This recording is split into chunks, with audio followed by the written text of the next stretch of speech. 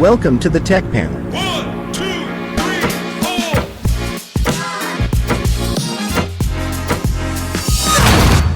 The podcast where tech minds meet. Welcome to the Tech Panel, where we dive into the world of startups, innovation, and disruptive technologies.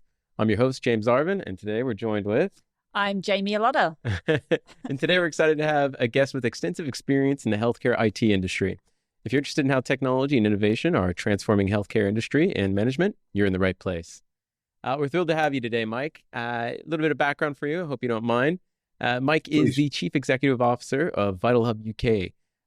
Since August 2020, Mike has been overseeing the strategic direction and day-to-day operations of VitalHub's business across the EMEA region, focusing on delivering innovative healthcare solutions that enhance patient care and operational efficiency.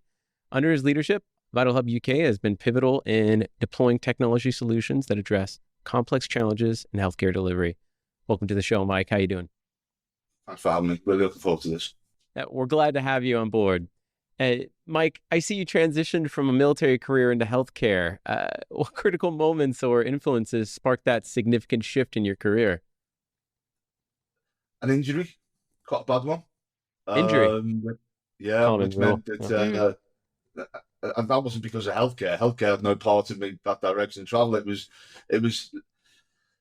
I got injured in an accident, which meant that I was laid up for a year or two. I turned my wife inside out with things I was trying to do, such as painting, baking, things I can't do, shouldn't do, should never do. I eventually went out and bought myself a PC.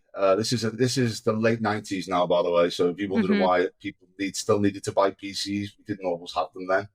And I started an IT computer science degree, which early 2000s when I left the British Army, I got into this industry off the back of that. That's such an interesting background for me. The first thing where my mind goes here is, obviously, you've been in your industry now for a number of decades, and in healthcare in particular, you had to have seen some really interesting moments, probably positive or negative. Could you share some pivotal changes you observed over the years, like how these changes shaped your perspective on the industry? Great question. I think the biggest the first thing to say is a huge amount hasn't changed, which is somewhat disappointing. But what has changed is the willingness for patients and staff, for that matter, to accept tech. When I got into this industry just after the millennium, nobody had any real experience in dealing with technology or innovation. And it was far too much change at that period of time. So we went through something that you're probably aware of, or you may not be aware of, apologies if you know, but we went through something here called the National Program for Change around the turn of the new millennium. And essentially what we were trying to achieve in healthcare was that you had a single care record. If you were a patient that came from Glasgow and you were on holiday in Cornwall and you became ill, everybody that was dealing with your healthcare record at that time in your care could access your medical history, your healthcare record, etc. Sadly, it was far too much change at that period of time, and trying to pull together all of the relevant systems, companies, suppliers, etc., just was too big of a leap. What I'd like to say now, 23 years later, is that the whole healthcare industry has embraced technology and change, but it hasn't. But it's far better. And it's clearly far better because of the world we live in. We live in a far more technically advanced era now. People have had to embrace smartphone technology, had to embrace web-based technology. So what we're seeing now, really, I'd say more than around the last 5 years, maybe 10 at a push, is patients are now expecting to be treated in different ways. They're expecting to have access to their healthcare record. Because of COVID, pushing forward the virtual support side, they're expecting to speak to a doctor online or via a telephone. They're expecting to have access to their records in their hand. And because of that, the industry itself has become more open to supporting these technical advances, more open to becoming more tech savvy. So things are far, far easier than they were 23 years ago, but nowhere near as far as you would expect compared to other industries, which have completely embraced technology. I'd say we're probably 10 years behind, other industries in the public sector, and certainly industries in the private sector around the world. My mind is going straight to this image. I could really got to pull this up so we can like have it on like a graph or something. But they did some research into the U.S. and I'm sure it draws many similarities to other countries. But it showed all the various industries and where they place in technological adoption. And I was in construction before, and we were like second to last. But I remember your industry was only like 2 rungs up the ladder from us on a like list of 30 industries. So yeah, that doesn't surprise me too much. What do you think is a big driver here? What do you think is holding the industry back from your perspective? Money. If you look at the UK, I know the UK obviously intimately, but I'm also very familiar with Australia, Canada, the Middle East, parts of Europe. Very similar. I mean, the US is unique, so might come back to that. Yeah. But, it's budgets and change, but budgets and change. The technology is as good as it can be based on the budgets available, and those that the more advanced technology and interlinked technology that will be required to run a real healthcare ecosystem not only takes time, but it takes a lot of money. And that's, although it's difficult to quantify how important technology is within healthcare, what is not difficult to quantify is patient care. So the vast amount of money that comes within the healthcare industry clearly goes on to patient care first. So it's purely budgets. And also, because of that, you don't always get, what you might get in Silicon Valley or elsewhere. You don't always get, the Elon Musks or that sort of entrepreneurs coming into that marketplace because of those budgets and that revenue, and also because of the compliance legislation and because of the challenges in growth and adaptability. So there's not an easy answer to answer that, unfortunately, but that's it in a nutshell.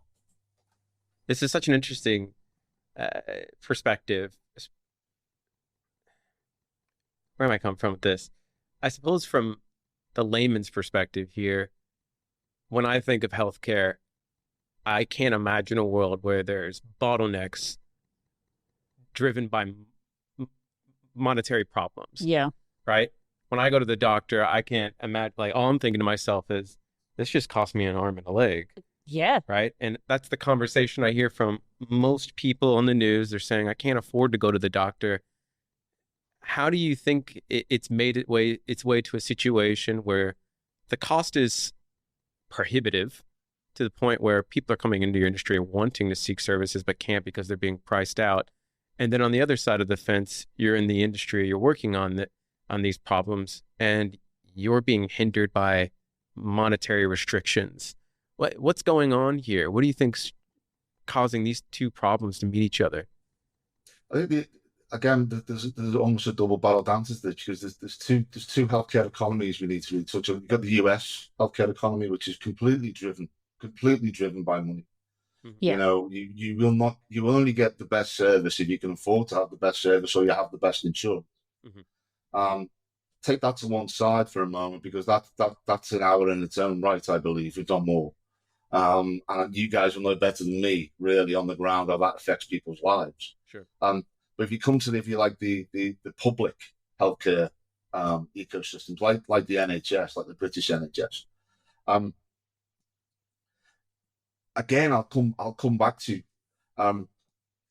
if you have a certain amount of money, yet you still have a £7.8 million outpatient elective backlog, then trying to decide how you attack that backlog today rather than tomorrow is the difficulty. Because you've got 7.8 million people who are desperate for care. They're really sick people. Some of them, I mean, critically sick. Yeah. And can't be treated in a timely manner simply because there's so many of them and not enough resources. But you know that unless you think 2, 3, 4, 5 years down the track and start to implement products, solutions, you're never going to really attack this backlog. You're just going to be dealing with day-to-day changes. Then you're not going to get anywhere. We'll be here in 20, 30 years. But again, there's not this amount of money available that we can throw resources at it to clear this backlog. So what you've got to do is you've got to come up with innovative ways of streamlining patients through different routes than we've done before. We've got to find ways of identifying patients that shouldn't be on these lists, that patients can be treated in different ways, that patients that can be treated from home, patients that could be treated in private sectors, patients that can treat themselves, so that you take large chunks of this backlog out so you can then address the process rather than the bottleneck. And it's, as long as I've been alive, and I'm in my 50s, this has been a challenge for the UK and the world. Yeah. But it's only gotten worse, and it's only gotten worse because COVID. The UK, COVID and Brexit have been two huge influences on the outcome of healthcare delivery. But I'd say that probably affects every country in the world as well in a different way. Do you foresee there being some kind of happy medium in that exact space? Like, as you said, for as long as you've known or can remember, there's been that issue. Is there something that where we're looking at a happy medium where it's going to actually get better? Can you foresee something like that? I guess maybe particularly in the UK, where you're currently located. Yeah, and this will come across as a semi-sales pitch here, but I'm not going to talk about my companies. I'll talk about the industry, but then I'll also hark back to the challenges of change. But it's very difficult, and I understand why a nurse or a doctor looking at tech could see how this will have a material impact on healthcare, because, as I said before, all they're really focused on is patient-centric care, and rightly so. Yeah. But as someone that spent 23 years, and more recently the last 4 years with 13 companies now, form VitalHub UK, we can see the end game. But we can see in the distance, we can see if technology is adopted in the way that we all hope.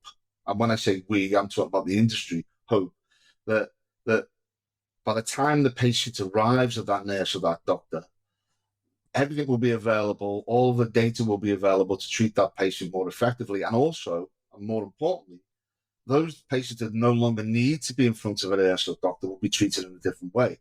So everybody, including the patients, which are the most important part of this, where everybody will have a far happier experience and better outcomes.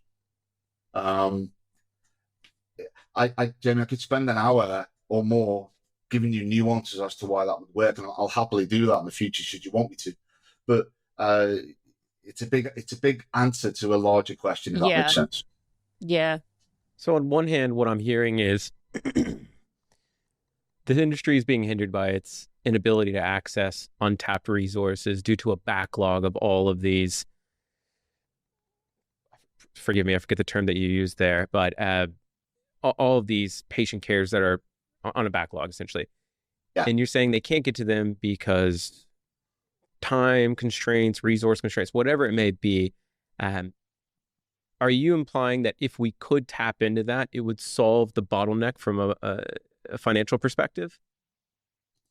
So let me give you a couple of examples. Sure. And again, I don't want to come across here because we're having a general conversation, but I don't want to come across as pitching to you. But I could use two examples that are close to my heart, which is, so we have a product called Shrew, And Shrewd essentially is a business intelligence solution that identifies urgent and elective care bottlenecks. Okay. From a localized to a regional to a national point of view. So what you currently have in the world is you will have, let me give you two regions. You could have, let's say, Merseyside and Cheshire, where I live, Mm-hmm. and Greater Manchester. Very close, only 40 miles apart, give or take some miles. But you might have in Greater Manchester lots of ability to treat patients on that day. But you then may have 20, 30 miles away in Liverpool or Cheshire, Merseyside or Cheshire, patients in a huge backlog that aren't going to get seen for 8 to 10 hours. They may be sat on in gurneys, they may be sat in ambulances, they may be bottlenecking EDs. At the moment, there's no visibility of that. Never mind being able to do something about it, but there's no visibility of it. By using the likes of Shrewd, you're able to see in one region that there is capacity to take on patients, Mm-hmm. and in another region that over encumbered by too many patients. So hypothetically, you should be able to move patients 30 miles down the road and treat them more effectively. That is where we're heading with that. Or you might look and say, again, another one of our products, InTouch Flow, which is based around outpatient flow management. So a typical visit for a patient might take 3 to 5 hours. If you've broken your leg, you need to have a follow-up appointment to see a clinician. You need to have an X-ray, a blood test. You need to be weighed and measured. You need to go here. You need to go there. The system within the hospital is conjoined, but not in a way that allows them to be streamlined at the moment. So let's say you can see in one clinic, you can see 5 patients an hour. By deploying products that have a wide view of the services within that hospital, electronically wide, you're able to then streamline different patients into different specialties and to have different services and tests and activities, so that by the time they get to see their clinician, all of that's been done. And rather than seeing 5 patients that hour, you see 8 patients that hour. Yeah. So coming back to the general question of the £7.8 million elective, 7.8 million patient elective backlog. That's what I was looking for. Firstly, if you were able to look at your capacity as a country rather than as a localized region and move patients around, you'll be able to treat those patients far more quickly and more effectively. Secondly, once they're in the hospital, if you're able to streamline their journey, from 5 patients an hour to 8 patients an hour, hypothetically, you will attack that backlog more effectively, get through those patient lists more effectively, get those patients off the backlog and off the waiting list, and the healthcare system will take a breath. Additionally, the other probably most important challenge we have within healthcare at the moment, certainly in the UK, but worldwide, is the bottleneck in the ER, in the ED. Because that is what is effectively holding up healthcare.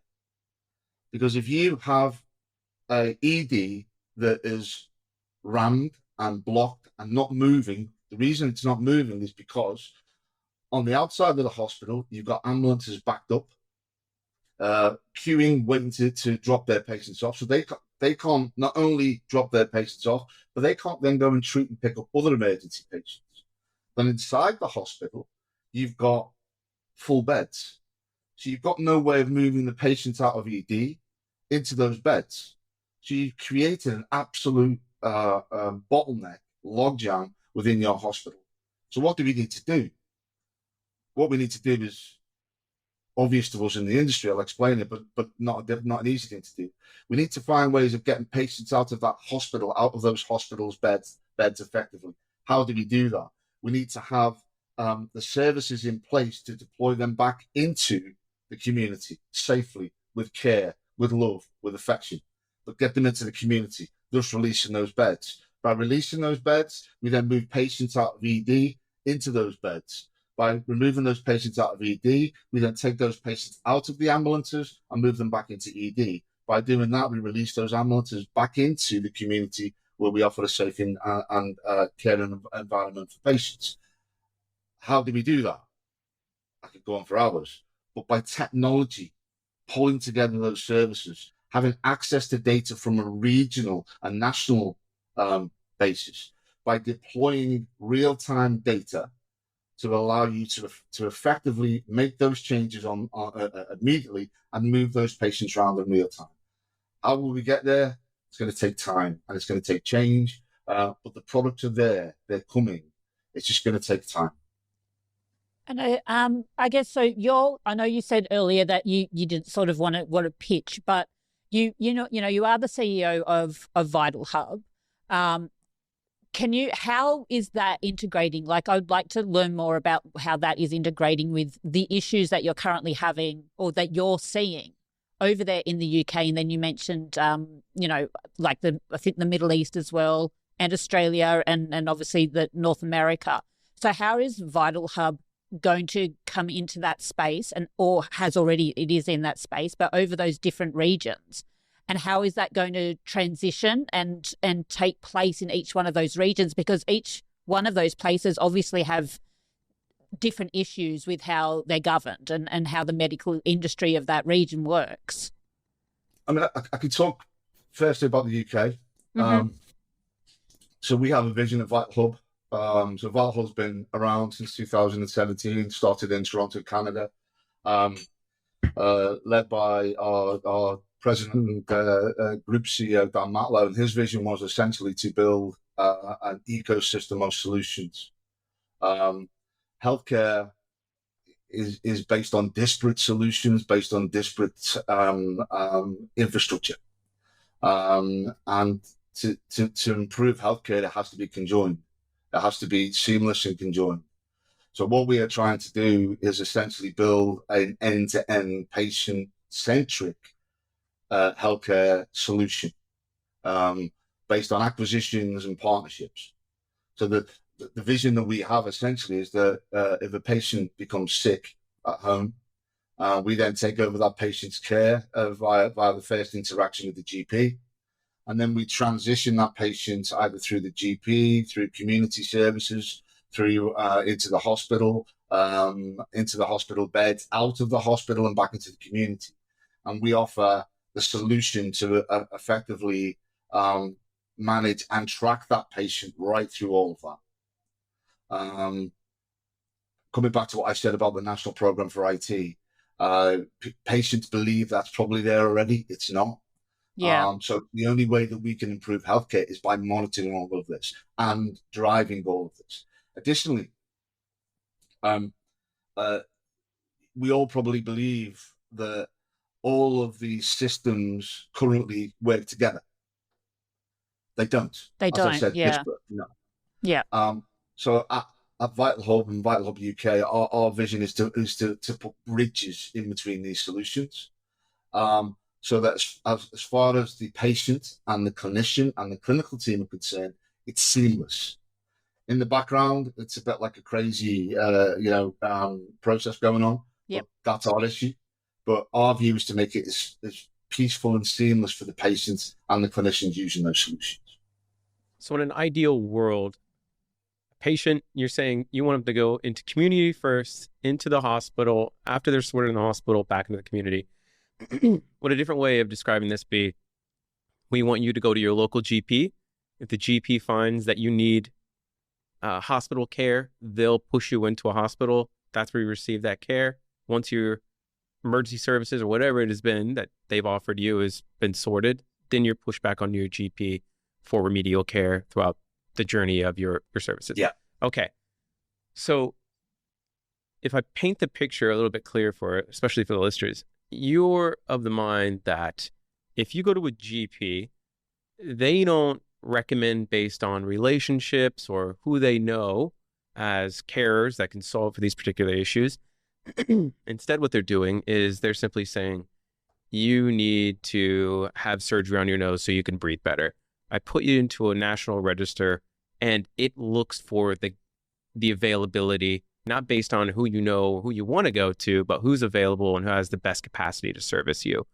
And that's how you triage or define where care is provided to those people, versus just sending them to a particular hospital. And then the hospital determines whether or not they have the resources. You want it to be put back into a GP's care where they can assign it based on availability through this system that you're proposing. Is that correct?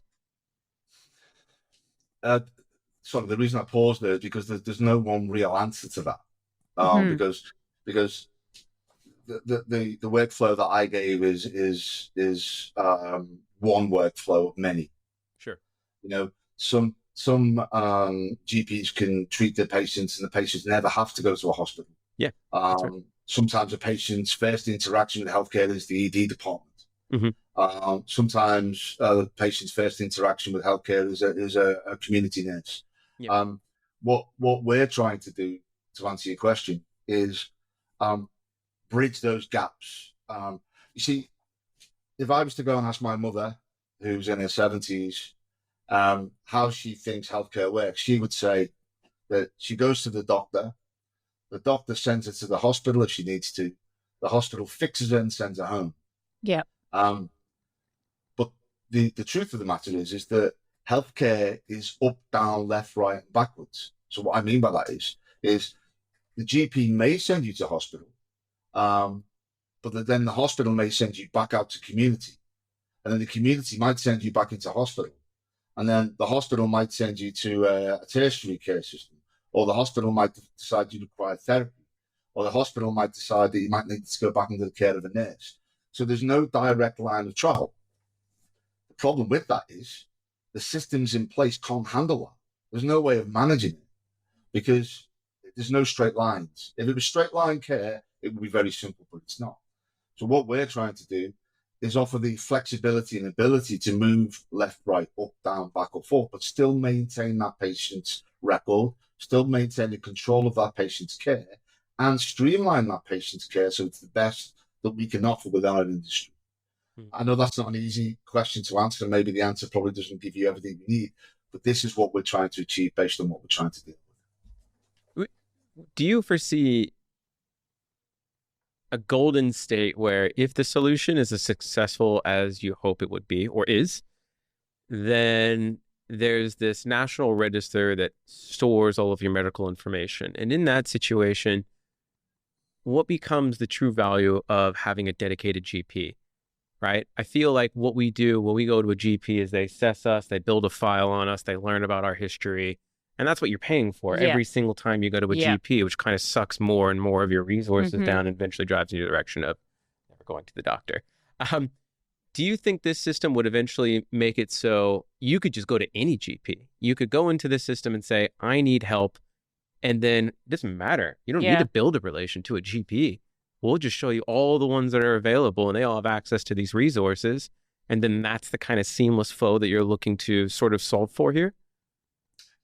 Yes and no. I think, again, we talk about two different types of healthcare economies. You talk about the US or Middle East, let's say, and the public type of healthcare systems. I guess if you are paying for your care out of your insurance or your pocket, you will have an aspiration to see a particular doctor. Certainly if it's, let's say, maternity care or that sort of personalized care. In the UK and other economies, it's different. You're treated freely at the point of care. So some people already do not expect to see the same GP. I don't think I've seen the same GP twice in 10 years. Really? Wow, that's very different from over here. Yeah, very different from here. Yeah, you're almost always with the same person over and over again.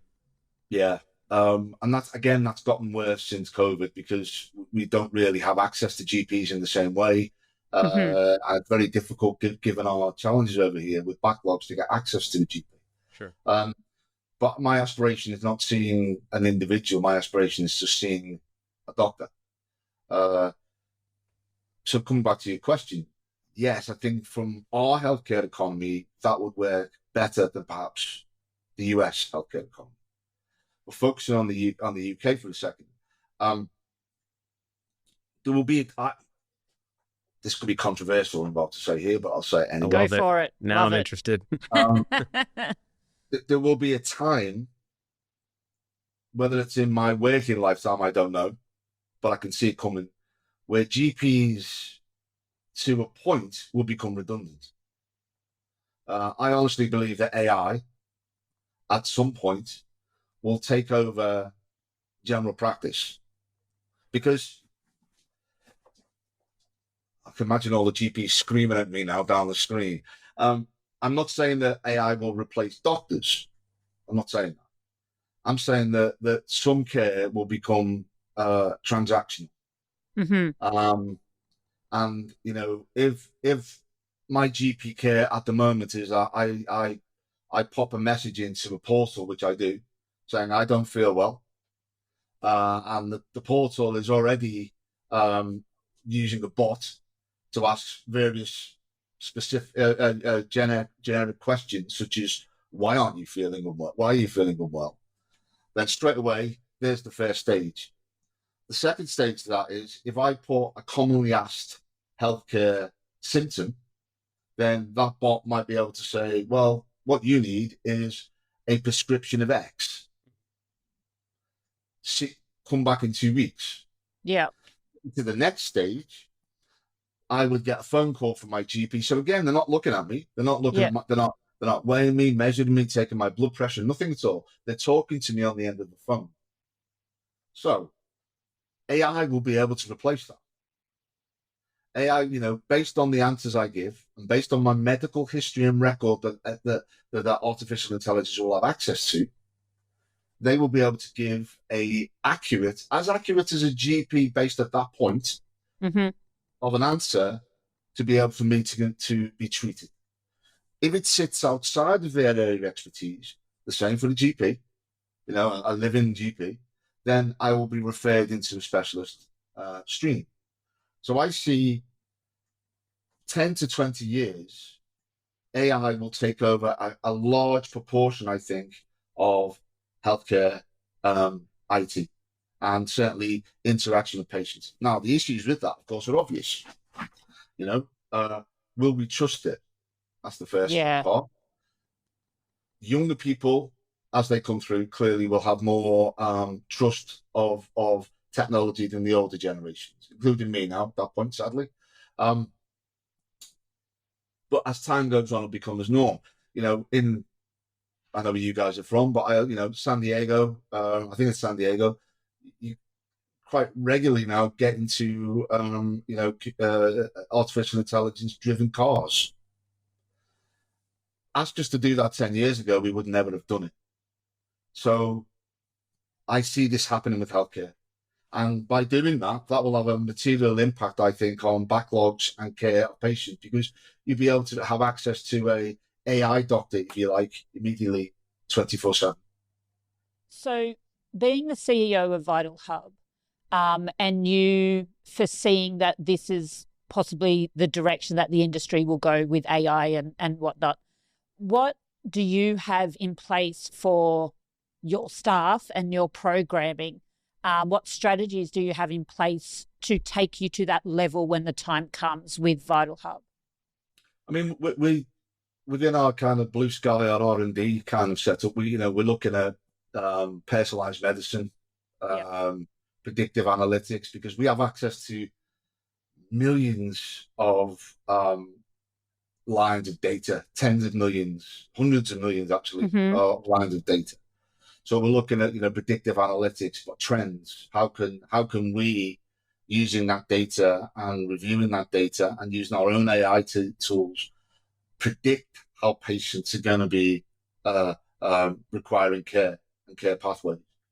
Similarly, AI-powered diagnostics, similar to what I talked about earlier, how can we, using that information and using AI, offer quick diagnostics to help the clinical teams make their own diagnostics? You probably have sat like I have in front of your own doctor and they've used Google. Yeah. If they haven't, did that. Yeah, definitely. I've seen my doctor do that. My best friends are doctors and they use GPT for your issues. So so they're going to AI already at happening. that point. Yeah. Yeah. And the beauty of that is, of course, they're experts and very intelligent and educated in the healthcare medicine, but they're using that tool. And they're able to make a judgment based on what they're seeing in that tool, whether to be viable or not. AI will be able to do the same thing when we get to that point. So diagnostics and treatment plans will be powered. So we're investigating that, and also we're looking at as part of our mergers and acquisition strategy, looking at companies that supply and develop these sorts of tools. Coming back to what I said earlier about getting patients back out into the community, telemedicine and remote monitoring products, again, that look at diagnostics and trends based on the data. So the patients in their home, patients in care facilities can be managed and treated in those care facilities without having to take them back into a hospital. AI can offer huge opportunities in operational efficiency because it can quickly assess the data in real time in a hospital. And you'll be able to see where you've got capacity in one part of a hospital or you're overburdened in another and adjust capacity accordingly. And AI drug discovery, drug development and optimized clinical trials and data. So we're looking, how do we feed into that? How do we feed into that with our products? And how do we use data-driven solutions to provide better healthcare using AI? Is the short answer. If that is a short answer, I apologize. I don't think there is such thing as a short answer in the No. medical field in particular. So some of the more interesting things that I'm interested to hear from, within the healthcare industry, you've obviously been under some interesting pressures from various crises that have occurred over the past couple of years. I think you even moved into the VitalHub role during the start of COVID. Is that correct?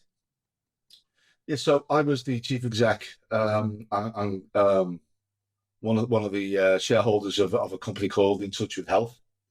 I was involved in that company since 2009, and In Touch with Health was essentially outpatient flow management. But during COVID, we were approached by VitalHub, and we were acquired. Typically, when you're acquired, of course, as a chief exec, you are maintained for a period of time to help the transition. Sure. But clearly, Dan and I got on, and I was doing a decent job for Dan. So he asked me to stay on as chief exec for VitalHub in its entirety, VitalHub UK in its entirety.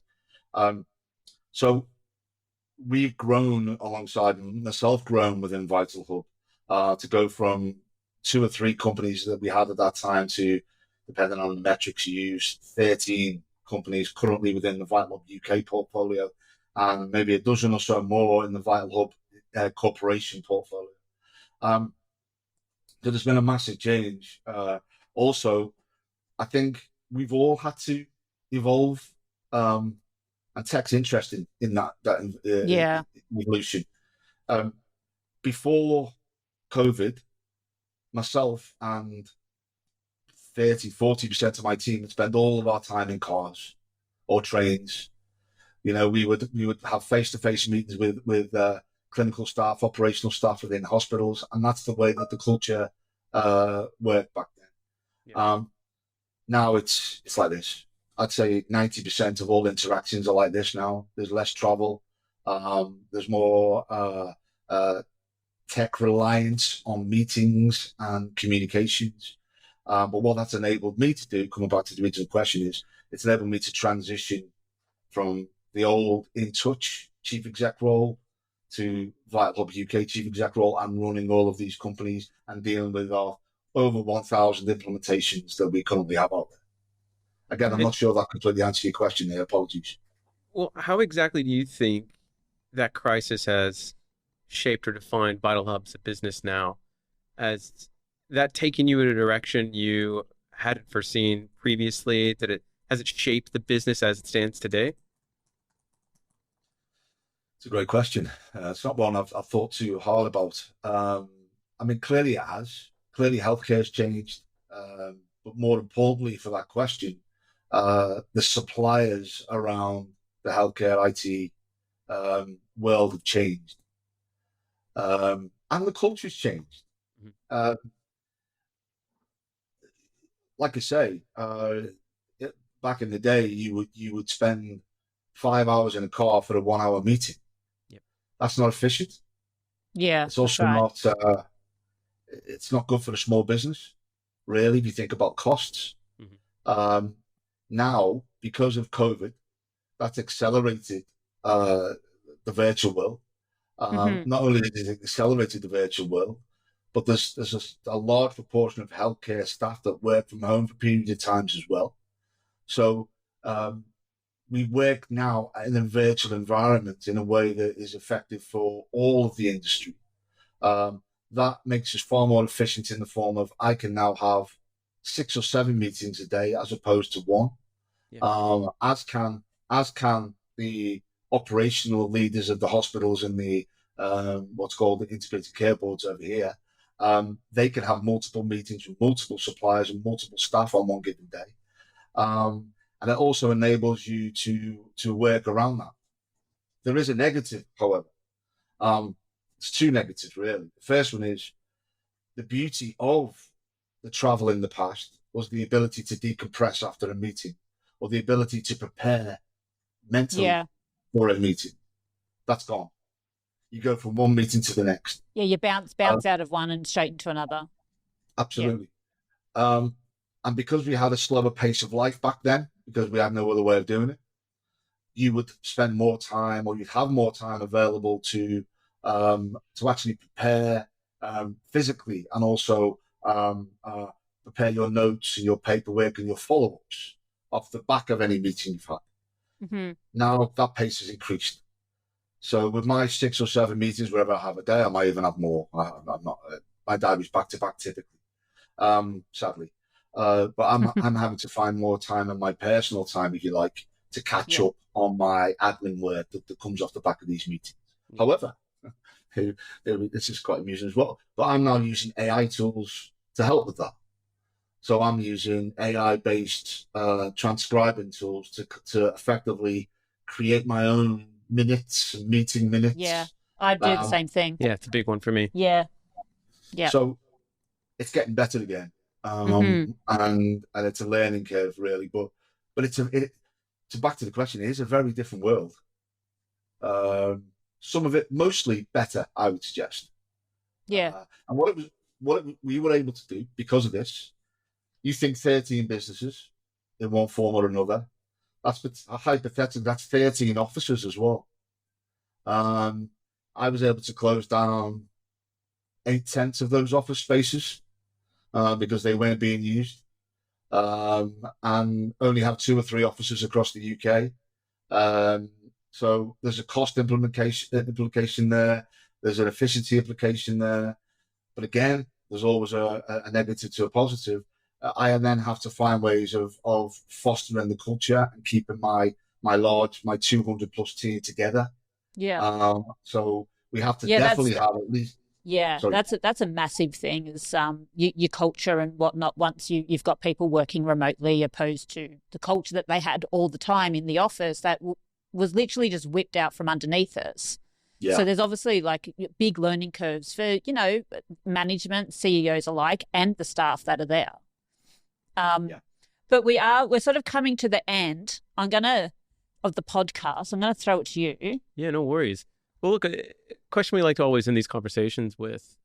One, as we wrap up, could you talk to us about a piece of technology, particularly software, that comes to mind that sort of changed the way that you operate, or something that you would always tell someone about, like you're a big evangelist of this particular system? What is it and why? It's definitely Shrewd, as I mentioned earlier. So Shrewd now is it's Can you almost can you spell solution. that for us, just for the list? It's SHREWD. Yeah. SHREWD. Yeah. Shrewd. Nailed it. Look at you go. One second, I want to make sure I get this right, because I always say it wrong. But it's Single Health Reliance Early Warning Dashboard. Okay. Yep. Right. Got you.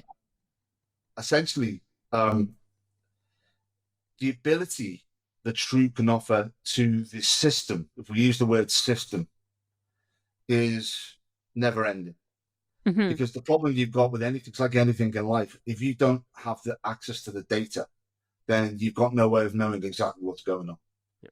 So what True does, it gives you real-time visibility of that data that can enable you as a system, to adapt. That has to be, in most parts, the starting point. Because without that data and without seeing what's going on from a regional, a local, a national point of view, you've no idea what you need to do, where and when. And it might seem like a simple concept, but it's a complex concept of actually getting this data together, because the data comes in multiple formats. It comes from multiple providers. It comes in multiple arrays of type. So to gather that together is hard. Then to portray that in a way that is useful and effective for the healthcare industry is equally as hard. And then not only that, to then get acceptance of that. Yeah. So it goes into command centers. So you're able to make adjustments on, you may have an ED that has 7 ambulances parked up outside. How do you know about that? True will show you that. You then might have another ED 15 miles away that has no ambulances stacked up. So you move ambulances. You might have one hospital that has absolutely no beds. You've got patients laying on gurneys in corridors. The next hospital along, or the next hospital 2 along, might have empty beds. So you move patients across. You may have an outpatient department that has the ability to take on another 30 appointments a week in one region, but in another region, they can't take any additional capacity on for the next 3 months. So you move patients across. True offers you that visibility immediately and enables you to react. The bit we need to work on, and we are working on, is how we get the adoption across the industry to make best effect and use of that. Mike, I want to thank you for definitely coming on today. It's been enlightening, to say at the very least. I've learned quite a few things here. And there's many other questions I think have been left unanswered that I'd really love to ask. Absolutely. Mike, would you like to leave us with any remaining thoughts, or take an opportunity to plug the company that you work with really quickly, or how can people find you? I mean, yeah, absolutely. So VitalHub UK, a simple search in Google, find us, of course. And within our industry, we are fairly well known now, which is great. As I said, we're pulled together of 13 companies in touch with health, Shrewd, My Pathway, Beautiful Information, Synopsis, Diamond, EMR. I could go on. We really want to take the pain away from the industry. We really want to go into a customer and say, what's your challenge? And we go and solve that challenge, both from providing the solutions or bringing in the partners to help provide those solutions so they can focus on patient care. We believe we are the biggest and best upcoming solution provider of this type. We have hundreds of years of healthcare experience between us. We have clinical staff within the industry, been in the industry forever, that work within our company, and we're passionate and we care. Please come and see us, come speak to us, reach out to me, and I'll put you in touch with anybody, or if any healthcare professional would just like a chat, I'm here. Amazing. All right. Thank you so much, Mike. It has been an absolute really pleasure. It's been a fabulous chat. Thank you so much. Appreciate it, guys, and have a great day. Thanks for your time. Thanks for tuning in to the Tech Panel. If you like what you heard, make sure to subscribe on YouTube and follow us on TikTok, Instagram, Facebook, and LinkedIn to stay connected. A big thank you to our major sponsor, SmoothLink Integrations, for powering today's episode. And join us again on the next episode of the Tech Panel, where tech minds meet.